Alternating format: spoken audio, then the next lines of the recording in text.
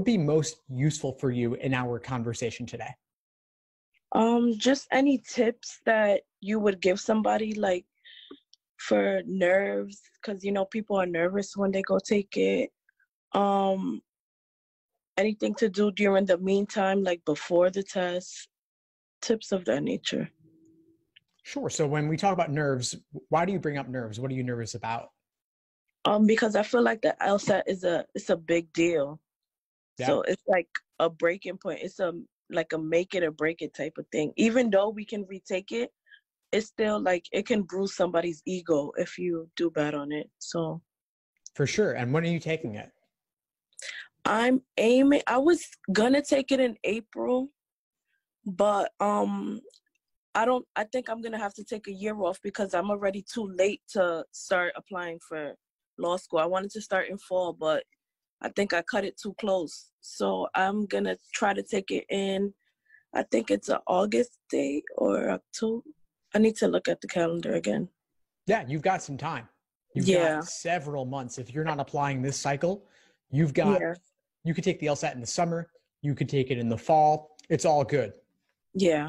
So I think I'm going to take it like in the summer so that I can be ahead and apply for fall 2021.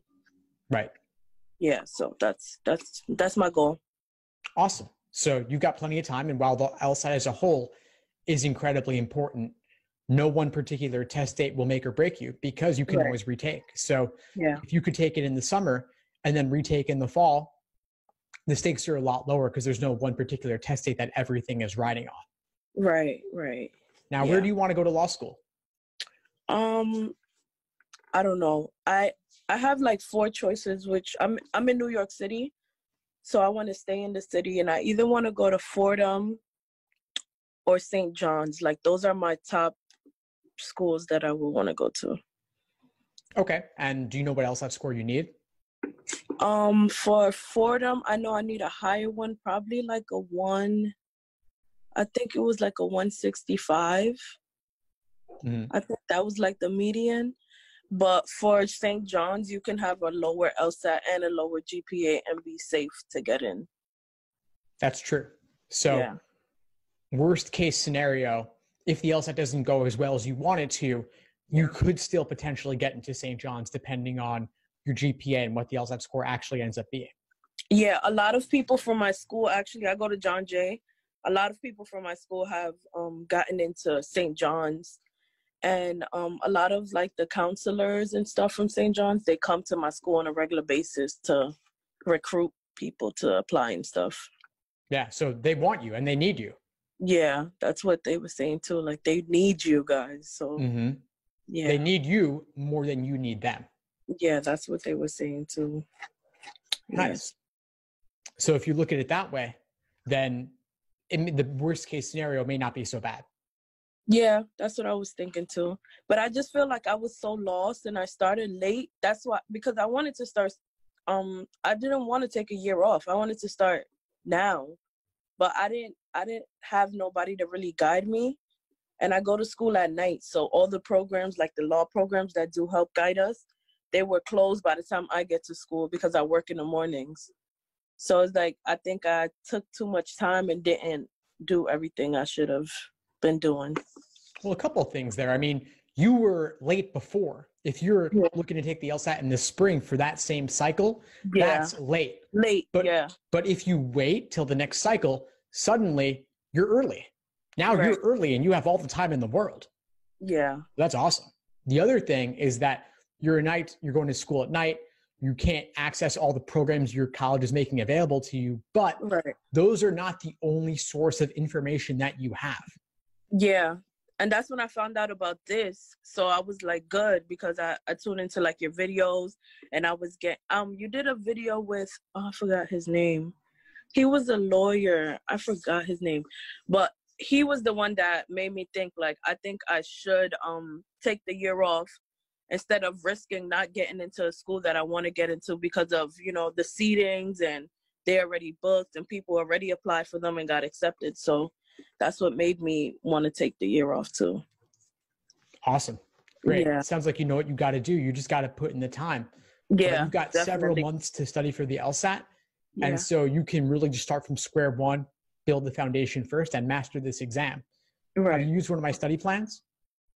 No, I haven't looked at them yet. I'm literally just like, the first thing that I started was logic games. I know you said something about logic games. So I tried to play like numbers games and stuff, but I'm still like, it's still so foreign to me. So I'm trying to get everything together so I can start. Awesome. Yeah. Well, first thing I would say is pick a target test date. You could go for the summer LSATs in June or July, or you could go for August or October and beyond, but pick a date, focus on that, get the study plan that best fits that timeline. And in those study plans, I will lay out for you exactly what to be doing every single day over the course of your prep, which prep books to read, which prep test problems to complete, which articles to read on my site, just breaking it down for you as simply as possible. Okay, so cool. So that's where I should start at. Exactly. And you don't think I'm starting too early? You know how you ever like study for a test too early and then when it gets close, like you forget because you started a little too early? Like, what would you suggest? That applies for a lot of tests, but not so much for the LSAT, because this is not a test of information or memorization. Okay. It's a test of pattern recognition. And so what that means is that the more time you take to develop and build your understanding of those patterns, the better you'll do. And listen, you know, the fall LSATs are not that far off, actually. Yeah.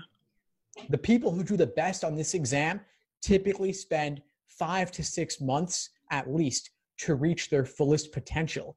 And if you have other obligations like work, school, family, then it takes a little bit longer compared to someone who's studying for this and doing nothing else. So I would say it's not too early for you to start. If you were, 3 years ahead, I have people contacting me in high school and I'm like, that's a little too early because you're focused on college for now, but you're already in college, you're applying in the next year or so. It's not too early to start looking at this stuff. Got it. So I think I'm going to start today because it is true. Fall is not that far out. And I think I want to take it earlier than the fall so I can start actually applying in the fall. So I think I want to do summer, which is also not too bad, like 5 months it gives me. Yeah, exactly. And one other comment I want to add for you is with regard to looking at law schools like Fordham and St. John's, they are very different. As you noted, they have different requirements.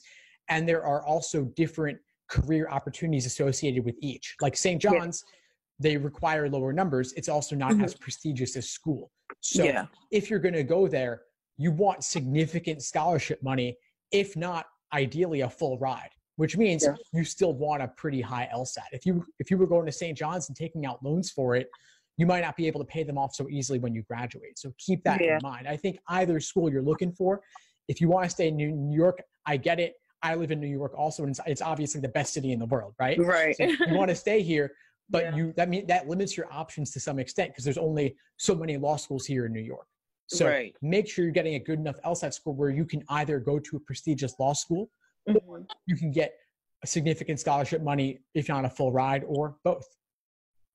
Yeah, and that's the thing too, because we had like this law day at my school. So there was like pick the schools you want to pick, but also be realistic. Like they call it like a safe zone, like a school that you know you'll definitely get into. So that's why it's so different, like from Fordham to St. John's. Like, so. Yeah, but keep in mind also getting in is just the first step, because then there's succeeding there and there's the loans associated, there's the bar exam, there's jobs afterwards. It doesn't really end. But if you get that high LSAT score, like at least 160 plus, then you're getting scholarship money or getting into a better law school, maybe both. Yeah, that's my goal, because I feel like my GPA could be better, because I had to take a year off from because I went to BMCC also. I had to take a year off when my grandma died, and I feel like that's when my GPA like flaked. And then it's still like hurting my GPA till this day. Like I'm getting better grades now.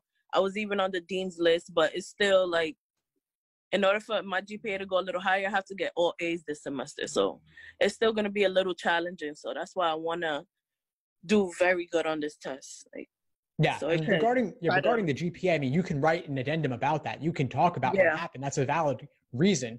And the upward trend is at least a good thing, that your grades go up as time goes on.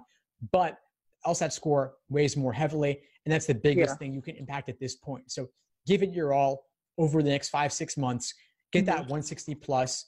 And although you want to stay in New York, it also wouldn't hurt to apply to law schools outside New York, just because it can help you negotiating scholarships. Like you get into law school somewhere else, you can go to St. John's or Fordham and say, hey, I'd love to go to you guys. I prefer to stay in New York. School X outside New York offered me this. Can you at least match that or maybe exceed it a little bit? So play them off each other. Got it. So how many would you like consider on your list? I would say at least 10. 10? Okay. And you don't have to want to go to all 10, but again, the scholarships. That makes sense. Definitely. And also say somebody like not flakes the test, but doesn't do the absolute best on the date that I want to take it.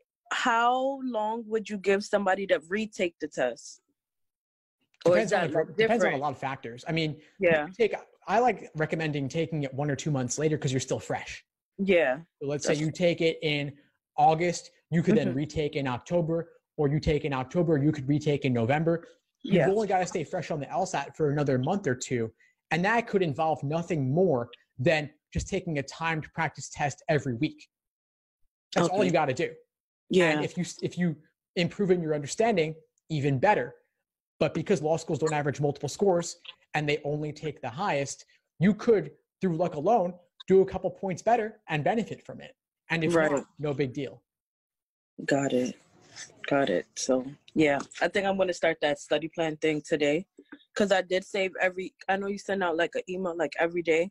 So I saved all of them, but I haven't opened them. So I think that's my goal for today, like to just go through them and find out. You said start from the bottom, so that's exactly what I'm going to do today. Yeah, build the foundation, start going through them. You got all the information available to you, just make use of it. Yep, definitely. Thanks, I appreciate it. My pleasure. Before we sign off, what would you say is the biggest insight you got from our call today? Just information, because I feel like I'm like a first generation going to college. The neighborhood I'm from, nobody really goes. You don't hear nobody saying I'm in law school. So I feel like you teaching us is like kind of like a big brother figure. Like that's the biggest. Thanks for tuning into the show. Please subscribe if you haven't done so already to be notified of new episodes as I release them. And feel free to reach out if you need anything at all as you move forward with your prep. I'm happy to help however I can.